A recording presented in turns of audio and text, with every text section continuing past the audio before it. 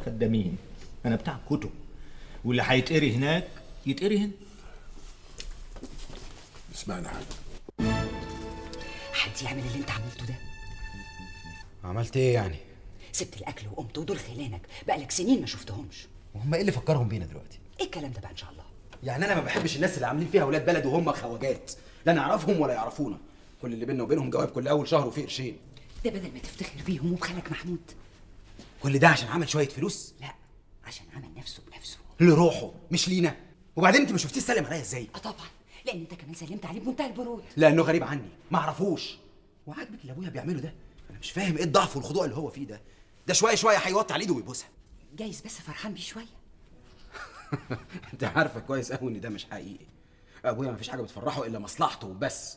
هو فاكر انه لقى خاتم سليمان، بس رقبه هيطلع على شونه. طب بس بقى وطي صوتك شويه، لا يسمعوك بره. وبعدين لازم تتكلم عن ابوك بطريقه احسن من كده، لازم تحترمه شويه. لما يحترم هو نفسه الاول. ولد، قسما عظما بالله العظيم، لولا الناس اللي موجودين بره دول كنت وريتك شغلك. وبعدين ابوك اللي مش عاجبك ده لسه بيصرف عليك لغايه دلوقتي، انت فاهم ولا لا؟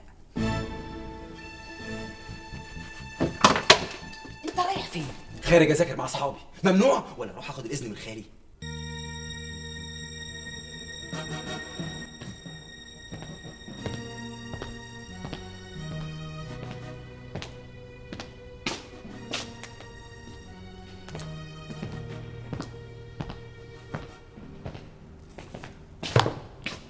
ما تهدى شوية يا أكرم. انت من ساعة ما جيت من اسكندرية وانت على الحال ده. وبعدين العمولة اللي انت كنت هتاخدها من بيع الفيلا بكرة تعوضها. ده غير بقى احنا مش محتاجين. برودك ده اللي هيموتني. يعني ايه مش محتاجين؟ ميرسي قوي على كلمة برودك دي. أكيد انت هتسميها برود، لكن أنا بسميها زهد واستغنى. استغنى يا حضرة الكونتيسة؟ ليه؟ غناي قوي عشان نستغنى؟ مادام مش محتاج حاجة تبقى غني. ما فلسفتك دي هي اللي هتوديكي في داهية. والله مش هي دي الفلسفة اللي كانت عاجباك قوي أيام الخطوبة؟ كنت معجب بعقلي ومخي اللي يوزن بلد. شوف يا نور النبي، أنا مش ناقص. وبعدين لعلمك أنا مش متضايق عشان العمولة راحت مني. أنا اللي مضايقني اللي رسي عليه المزاد. ماله؟ يا ستي بيني وبينه طار قديم، وأنا ما أحبش أسيب طاري أبدا. أول مرة أعرف إنك صعيدي. لا مش صعيد، أنا بس اتعديت من أبوكي. أبوكي؟ أبوكي هو مش برضو؟ ألو، أهلا يا بابا. أنت اللي وحشني قوي يا حبيبي. أنا بس مش عايزة أشغلك عشان عارفة مشغولياتك كتير.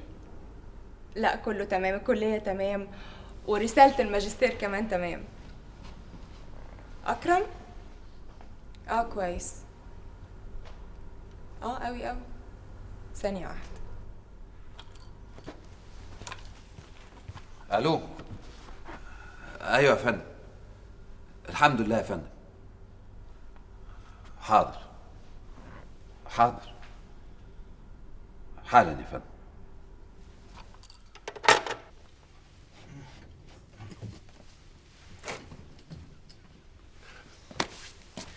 يا محمود، اشمعنى امريكا يعني اللي عشتوا فيها على طول؟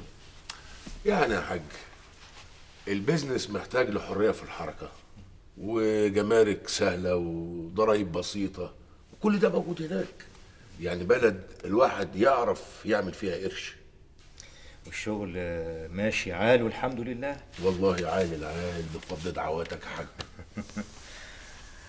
انت ارتحت يا محمود؟ والله يا حاج طول ما صحة حضرتك عال العال أنا مستريح وميت فل. ما تهربش من السؤال، انت عارف قصدي ايه؟ لا، يا ريت بقى تقول لي قصدك عشان اسمع صوتك كمان وكمان، لانه وحشني قوي. مش آن الأوان إنك تستقر في بلدك أنت وإخواتك؟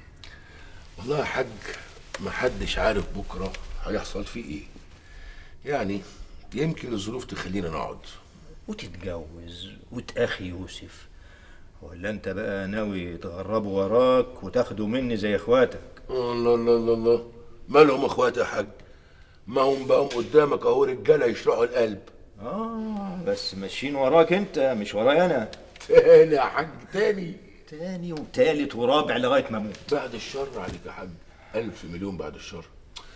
استنى بقى، انت كده خدتني في دوكه، وانا اصلي جايب لك معايا هديه اتمنى انها تعجبك.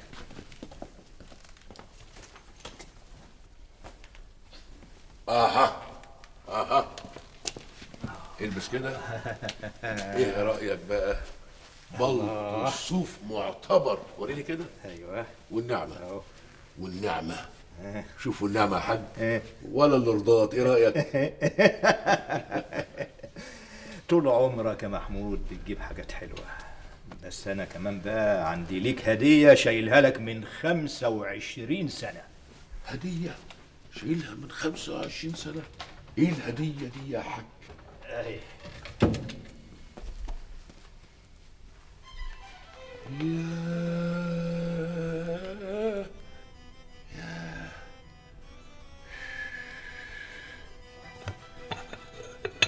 ركز يا محمود وذاكر، انت عندك بكالوريا السنه دي. ايوه انا بذاكر اهو. طب قول لي بقى احنا قلنا ايه؟ ها؟ حاج بقى سيبني رايح فين؟ لا مش سايبك، انا سامعك. يلا. ماشي. هذا وقد ارسل هذا وقد قام محمد علي ببناء مصر الحديثة عن طريق عن طريق بحري ولا الماكس؟ حاضر عن طريق بناء جيش جديد والنهوض بالتعليم وارسال البعثات الى الخارج. برافو. كمل انا سامع. هذا وقد أرسل محمد علي البعثات إلى أوروبا وخاصة فرنسا، وكان من أبرز أعضاء هذه البعثات رفاعة الطهطاوي الذي عاد وعمل ناظرا لمدرسة الألسن، وألف كتاب تخليص الإبريز في تلخيص باريس. هذا وقد تم إنشاء المطابع والصحف. كده برضه يا محمود؟ أصل ما لحقتش أذاكر، وبعدين بقى بصراحة يا بابا يعني كل اللي بيقولوه عن محمد علي ده يعني ماشي حلو ومفيد، بس أنا بقى عاجبني في حاجة تانية خالص محدش يتكلم عنها. قول يا فيلسوف. إنه بدأ من الصفر وبقى فوق، من بياع دخان لملك. شوف حضرتك بقى الصبر والشطارة والمخ اللي يوزن بلد. اعمل زيه وذاكر. ما هو ما ذاكرش، دخل على الدنيا فاتح صدره. بس انت عارف يا بابا ايه اللي مزعلني وكسر فؤادي؟ يا سيدي، ازاي المصريين يسيبوا واحد اجنبي يعمل فيهم كده؟ انا رايي بقى انك انت تذاكر، لان عيب قوي ان ابن الاستاذ المصري يجي على اخر السنه ويتكوع. هو كمال وعلي اخواتك فين؟ خلاص خلي حاجه مستريح لما اشوفك.